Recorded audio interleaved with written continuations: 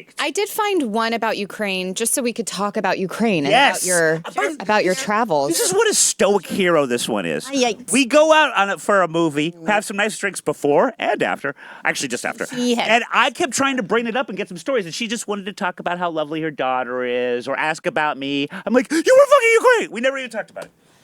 It was very impressive. Yeah, did you sign something where, like, you can't talk about it? Yeah, I'm sorry. Zelensky asked me to just, like, cannot. I've never heard of a country issuing out NDAs. How long were you there for? A week. Okay. That's it. Just a week. 7-8 days. And I did catch some of your Instagram stories or your posts on Instagram or somewhere on social media. Tweets, maybe. Tweets. I wrote 3 pieces for Reason. I wrote probably 5 pieces for Paloma. Yeah, this is why, Bill, she just wants people to go read her articles. She doesn't want... Well, but actually, that's true. Yeah. Because, we'll tease them. you know, I went into Ukraine. It was very interesting having to get in there because there's no like direct way. So you kind of just listen to your, like, who am I going to trust? Am I going to get on this train that's like leaving midnight at 20 degrees? I don't know if it's going to Lviv, but okay. Find the tallest dude, I think is. He wasn't that tall, but he was super nice. Like I literally, you have to just, what do they call it? The fog of war. And I was not like any place where there was anything going on like that. But there's just is this sort of like,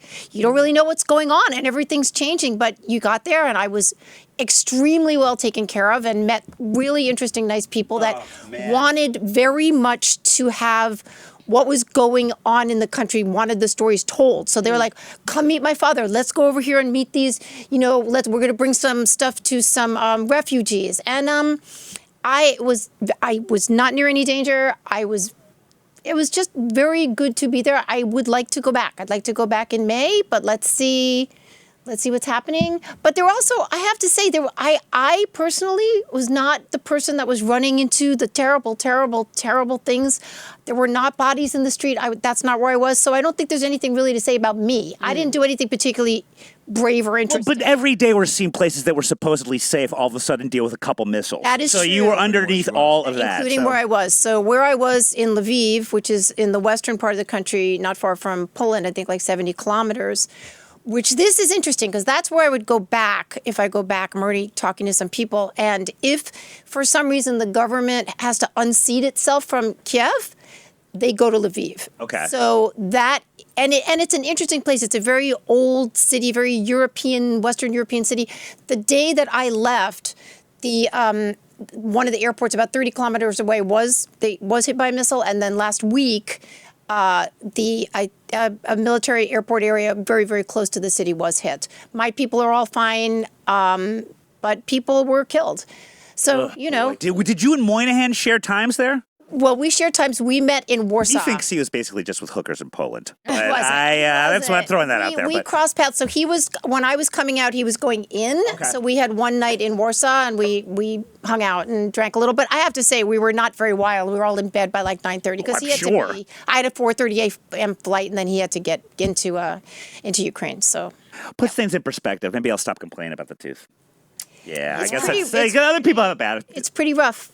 I love that they're doing a little bit. I mean, a lot of what you're just talking about kind of in a weird way reminds me of the Revolutionary War, where basically our entire strategy was just to live to fight another day. And back then, you win when you get the capital. So what did America do? We just kept changing the capital. So whenever England would invade a city and take camp, we're like, well, it's not Philadelphia anymore. It's Charleston or something like that. And that's kind of what you're saying, too. And we exhausted the resources, which is what's happening with Russia right now. Let's see. I mean, we're all keeping a very, very, very close eye on it. And yeah, and I think you probably know more about this than I do in terms of what kind of weaponry is now being sent by which countries. So that's what they need. That's what every single person said the same exact thing to me was like, please thank your government. Like they would say to me, please tell Biden. I'm like, yes, hold on, he's waiting for me. We are so thankful to the American people. We're so thankful for their support, humanitarian support, and the weapons they've sent previously. We need weapons. We don't need soldiers. Right. We need weapons. And they do. And, that's a very weird thing to say when I'm not a warmonger, but these people are fucking getting missiled and killed. Like they have to be able to defend themselves. And they only have a certain amount of stuff in country. So of course, I'm going to shock you people here, but I have no military background and I'm not a general. What? But you see so many of them that are just sitting ducks. Like the tanks that can't get into the mud or anything like that because it's too warm. And there's just a long line of them. And, you think that so much of warfare now is drones.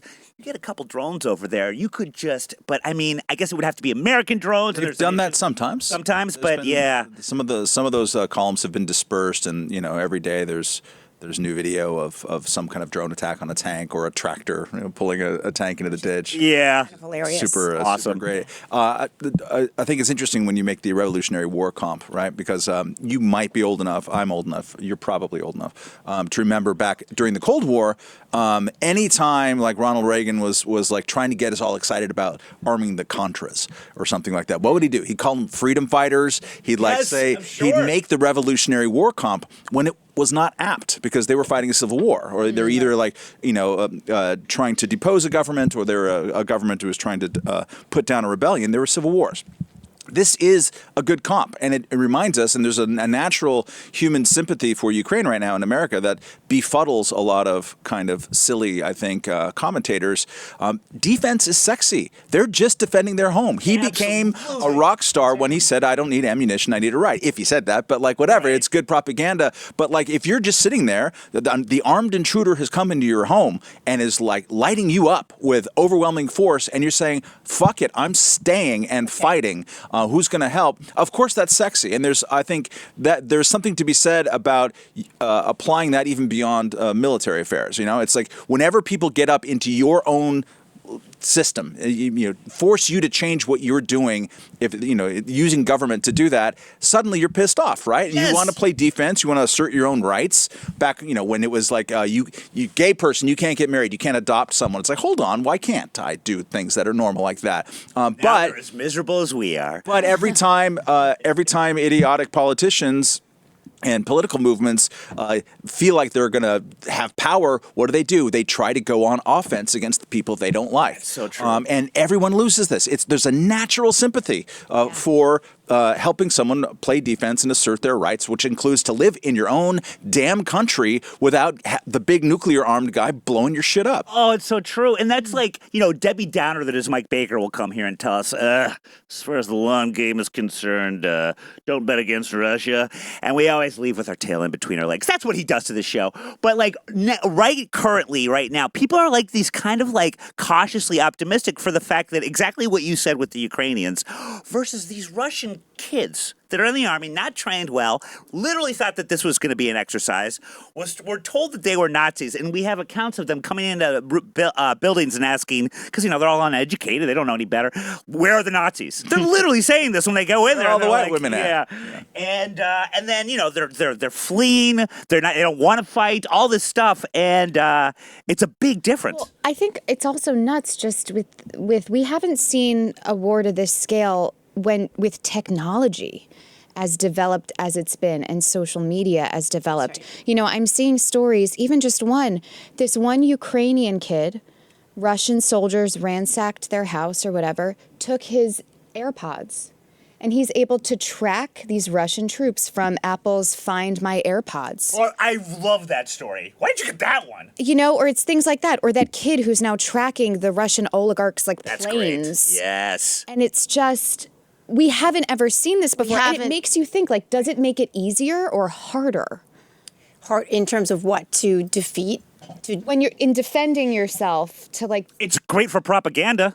I mean, I don't want to call it propaganda because you're actually seeing people that are indeed dead, even though Russia's saying it's fake. But getting that message out has brought the world to them quicker. It makes it harder for the Russians to do propaganda. Yeah. Yes. Yeah. During the, a semi-analogous thing would be the Yugoslav wars, right? Where, granted, that's a civil war, it's a war of dissolution, but Slobodan Milosevic was the Putin in that story, and he would have his troops or people allied with him just bombing grandmas in Sarajevo markets as they were trying to get water, drinkable water. It was awful. It was horrible. But who could tell us that story? It wasn't the babichkas with their cell phones, because that's not how it worked back then. It was, in large part, journalists, especially stringers, people who, in this case, were like Nancy. Yep. There weren't a lot of permanent war correspondents hanging around near Yugoslavia. There might be some in Vienna or somewhere else. I knew a lot of these people, so it's kind of personal to me. They're the ones who told the stories, but you couldn't see all of the footage, right? You could still hear these horrific stories, and it did move public opinion, but not in the same way. What we're seeing in Bucha and other places like that,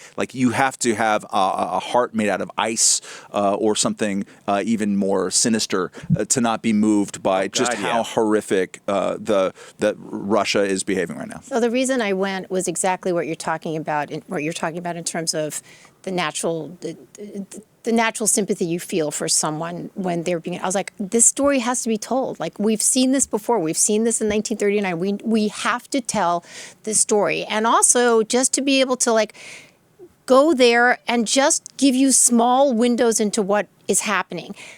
I think technology, obviously military technology, sure, but in terms of the internet, has completely changed it. What we're allowed to see. We talked the other day, the New York Times, which is doing a pretty Great job. bang up job, man. They had a series of photos and stuff from Bucha. I don't know how you say it. Do you know how to say it? Okay. Any way you want. That was just, I mean, you saw the bodies and they showed you everything. And I said to Matt, boy, remember like at the end of, or during the Vietnam War, it was like, don't show the coffins of the boys coming home. Yes. Don't show any of this. But it's like, no, show it. Right. Yeah. Show it. Well, the U.S. has not shown its own war making very much so. No, I mean it's an important thing. We suppressed images. The Barack Obama promised that we'd see the next round of Abu Ghraib photos. Well, that never happened. Once he became in power, it's like that will be kind of bad for morale and make our position worse. So we don't generally see what's at the end of our drones, and I think that's shameful, actually. But that might also a good change point. now because we're now 10 years on, right? And there are the earbuds that you can track. So you're going to get more people. Are it going to be propagandized? Of course it's going to be. But the world is also going to be able to see it. It's not like not that the Russians want to see. They still want to believe that it's just, a maneuver that they're going in there to save, these people from the Nazis. But I think it gets a little harder. It gets a little harder as news seeps out. Yeah, it is. Of course, their news is very. They don't get a lot of this stuff. I mean, do they? They don't. They just have like Russian chicks in leather skirts doing the Z dance and stuff. Yeah. Yeah, I don't know, like one network and everything. Now, they're obviously spending a full-time job on their own disinformation campaign. While you were there, did you notice that like there was a concentrated effort to go wherever there was Wi-Fi? To get rid of that, to go wherever there was any type of actual television signal as far as their missiles were going into Ukraine or something? Elon Musk, he made sure that the Ukrainians have the internet. So they had satellites, and they very definitely, the people even that I just knew were pretty tech savvy, and they were, on Instagram or TikTok or whatever it was, telling stories of what was going on. I spoke with Russians, people who were like, their relatives were in Russia, and they were like calling over there and saying, Dad, it's not what's being portrayed to you. And the dad's like, no. So what they would do is, this was pretty fascinating. I did write about this. So they would find a Russian soldier who was dead because they didn't want to believe that their boys were dying. They wanted to see them as heroes, meaning the Russians. They would find a Russian soldier that was dead. They would find out what town he lived in from some ID from Russia. They would go onto Google. Facial. I saw. No. They would go onto. They would write a review. They would find a restaurant. Yelp. And another one. They would find a restaurant of where that kid in the town that the kid lived, and they would say, "Your son so and so is dead. Here is a picture of his body." Oh, and they would post it I haven't heard that there so that information could get, and they were doing it not just Yelp, but someplace where it couldn't be removed. Because, even like people that own restaurants, they get a shitty review, they're like, take down the review. It's like, no, you can't. You have to leave it up there. So that was the way that they were getting information. That is brilliant. Wow. I've said this before. Unbelievable. They pulled together so freaking fast. In terms of, and I've said this before, it's like they sort of had the institutional muscle memory from having lived collectively, and all of a sudden people are just like, okay, we're doing this. You're on the streets at 3 o'clock in the morning guarding this thing. You're doing that. People, women who are, younger than me with kids, I'm not leaving. I'm here, and I'm going to fight. Michael Moynihan's like, can you imagine them doing this in Park Slope? Like, but that's I was just thinking about that. I don't know that I would have that same drive or pride or spirit. I Stand With Ukraine campaign. Are you Ukrainian? I am Ukrainian. Oh, yes. See, no, don't give her that. Don't give her that. Give me don't jobs, give her that. acting Look, if they started bombing Freehold, New Jersey, then maybe she gets sympathy, okay? She doesn't know. She doesn't know what but that's fine. And I'm sure there were people that were just home. And, of course, there are people dying. And also people fleeing. I know no one over there. We should show Joanne's campaign. Family hasn't been there for decades. But, I mean, I think, I don't know the percentage of people that are pulling together, but it seemed pretty damn large to Yeah. me. Let's not Yeah. forget that Ukraine was one of the few countries that did the twofer resistance during World War II. They resisted against Yeah. both the Soviet Union and Nazi Germany. And man. countries that did that, that's a short list. It's them, it's Poland, and it's really not many other, maybe parts of Yugoslavia. And if you did that, you know someone, right? Like Yeah. you were absolutely hard ass. Yeah. And I think that's part of the muscle memory as well.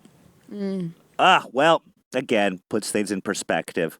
You know what? Maybe your pap smear test this morning wasn't so bad after all. I think people have it worse. I hope my body can fight off the HPV I've been riddled with for decades. All right. Once again, you're the real hero. See that, Ukraine? My Learn from Ukrainian her. cells are at it. I